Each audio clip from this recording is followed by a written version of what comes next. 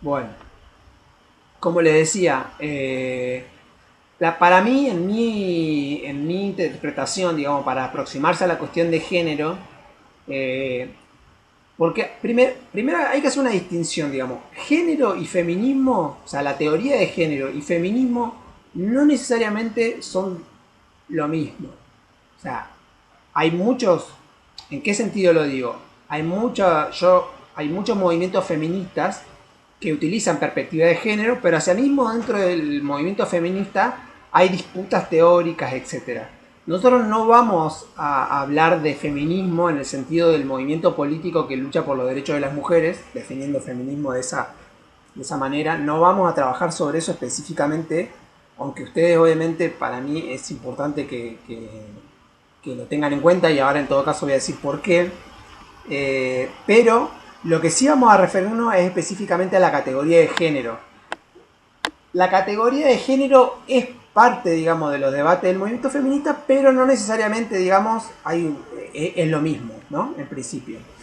Es interesante, digamos, eh, hay una teórica del feminismo que se llama Donna Haraway, que tiene un artículo donde explica digamos, las distintas interpretaciones que hay sobre la teoría de género, sobre la explicación del género, por qué hay asunciones de género, digamos.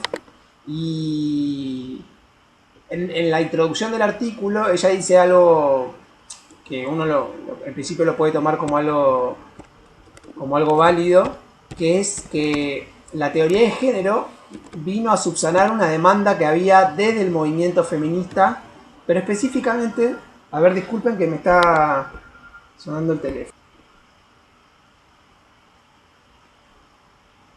Hola.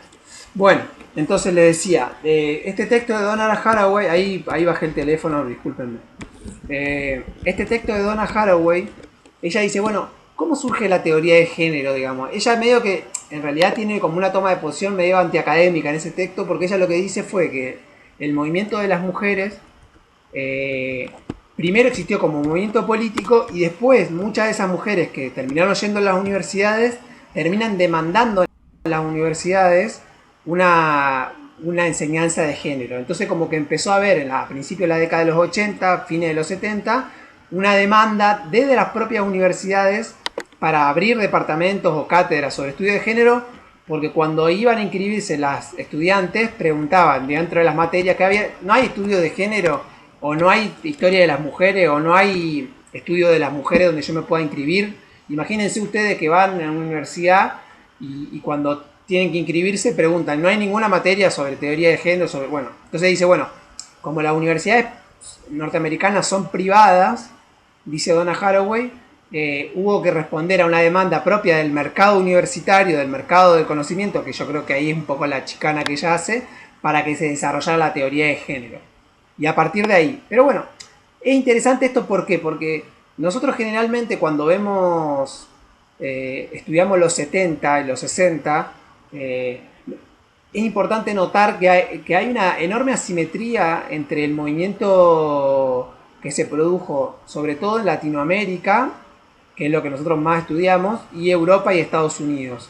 No conozco mucho sobre Asia en relación al problema del feminismo. Profe, Sí, eh, yo tengo entendido, no sé si será acertado lo que tengo entendido, pero me parece que no es que el feminismo y la teoría de la disidencia sexual construyen teoría por fuera de los círculos académicos, digamos, bueno, ¿no? más o menos, en realidad.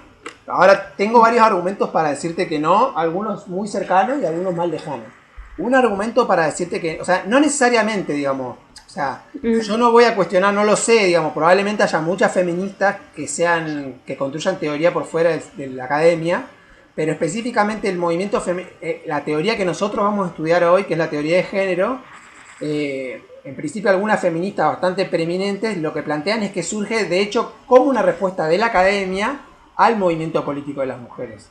Específicamente lo plantea Donna Haraway. Yo no tengo los elementos para afirmar que Donna Haraway está equivocada, pero haciendo una falacia de autoridad podría aceptar digamos, que ese problema es un problema real, o sea, que ese argumento es un argumento válido, ¿no? Estoy hablando, digo, para que nos situemos en los textos y en la discusión, digo, nosotros vamos a ver una pequeña porción de la teoría de género, específicamente el concepto de género.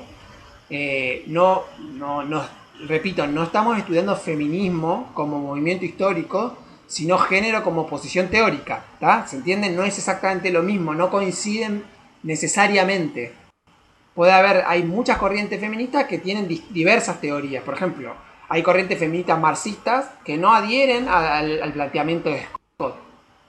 ¿Se entiende? O sea, no es que todas las feministas tienen toda una posición homogénea en relación a la teoría de género. Claro, sí, hay mucho feminismo. Hay mucho feminismo, Claro, exactamente.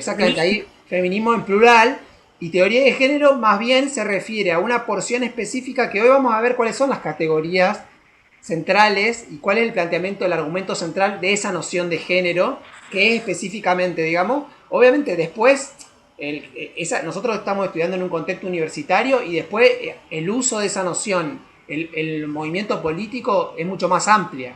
Por ejemplo, sucede lo mismo con el argumento de la deconstrucción. O decir, bueno, deconstruite.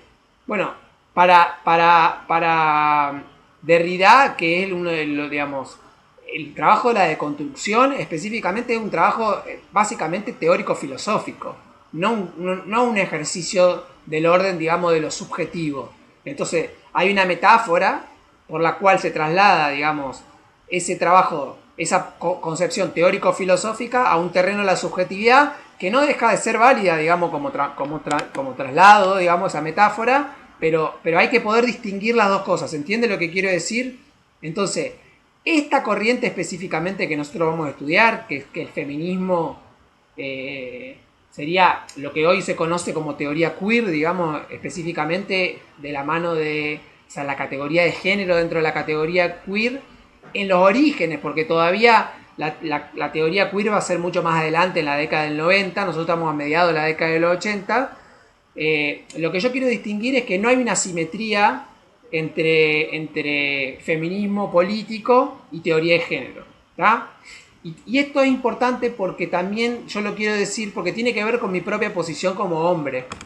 No como hombre, me refiero, para ser de manera más específica, como varón cis, es decir, como varón heterosexual. ¿Por qué? Porque con cierto grado de razón, y después vamos a ver que también con ciertos argumentos que son discutibles, muchas feministas se oponen a que los varones opinemos, y no solamente opinemos, sino que también participemos del movimiento político de las mujeres. Yo estoy en principio de acuerdo por razones políticas con ese separatismo. Ahora, eso plantea una duda del orden de lo teórico, que quiere decir, bueno, entonces los varones, ¿cómo podemos hablar sobre esta cuestión? Y a mí me parece que el enfoque interesante, la noción de género nos permite una entrada, y vamos a ver por qué nos permite una entrada, porque como voy a explicar más adelante un poco de manera más detallada, la cuestión de género no implica una posición sobre el problema específico de las mujeres o sobre el problema de las disidencias sexuales, sino que plantea básicamente una conceptualización sobre las relaciones entre los distintos sexos. ¿Ah? Una conceptualización acerca de las sexualidades. Y dentro de esa concepción de las sexualidades también quedan comprendidas la construcción de la masculinidad.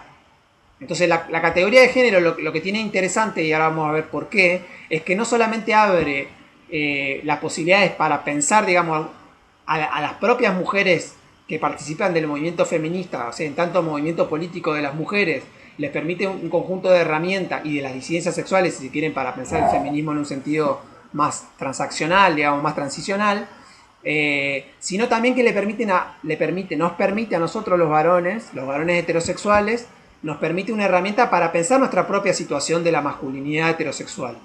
Entonces, digamos, es un lugar en el cual nosotros podemos pensar un discurso no sobre el feminismo, no sobre las mujeres, sino sobre nuestra propia condición en la relación conflictiva o la relación problemática entre los sexos.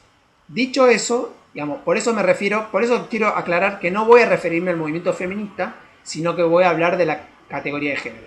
Algunas cosas comparadas del feminismo podemos decir, básicamente, una cosa muy interesante que ustedes tienen que tener en cuenta y que es muy evidente, es que el movimiento de los que se conoció como de los 60 y los 70 a nivel internacional, acá careció del problema de la perspectiva de género.